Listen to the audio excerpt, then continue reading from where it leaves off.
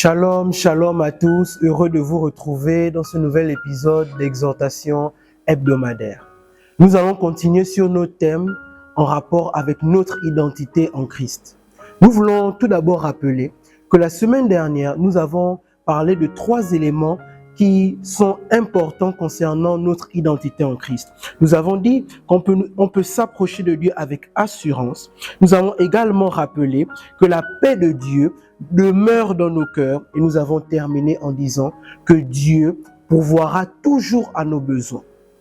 Aujourd'hui, nous allons continuer dans la droite ligne de ce grand thème et aujourd'hui, nous allons commencer par prendre nos Bibles dans Romains 8 au verset 2.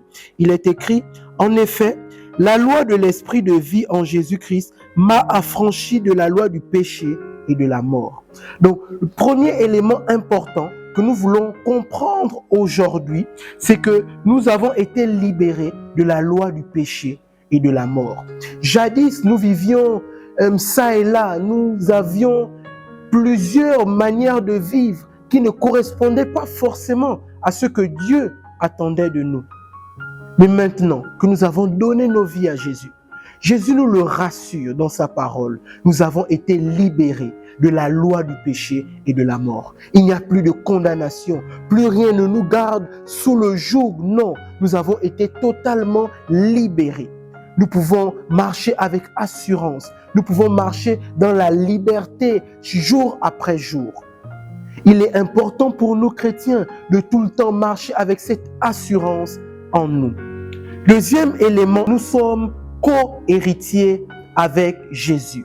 Nous sommes co-héritiers avec Christ. Il est écrit dans Romains 8, 17. Si nous sommes enfants de Dieu, nous sommes aussi héritiers. Héritiers de Dieu et co-héritiers avec Christ. Si toutefois nous souffrons avec lui afin de perdre aussi par sa gloire.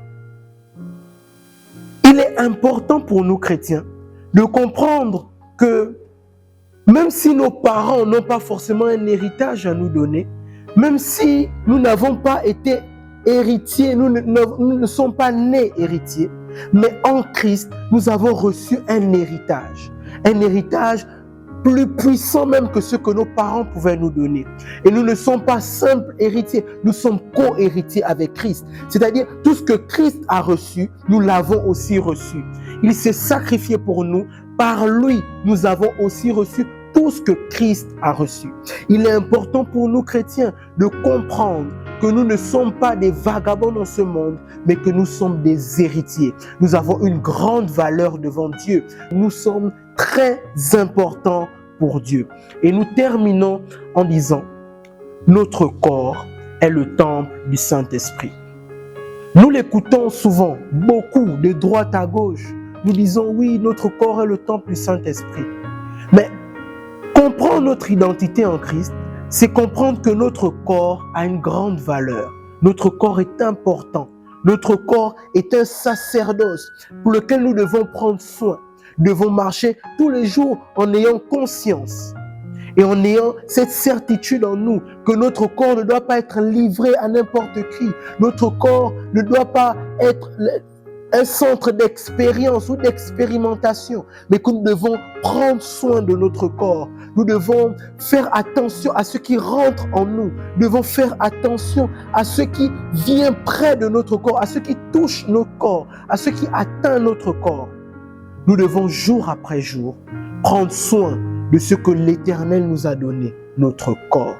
Et il peut nous le dire dans 1 Corinthiens 3 au verset 16, il le rappelle, notre corps est une habitation de Christ sur la terre. Notre corps est précieux. Que Dieu vous bénisse. Shalom, shalom à tous.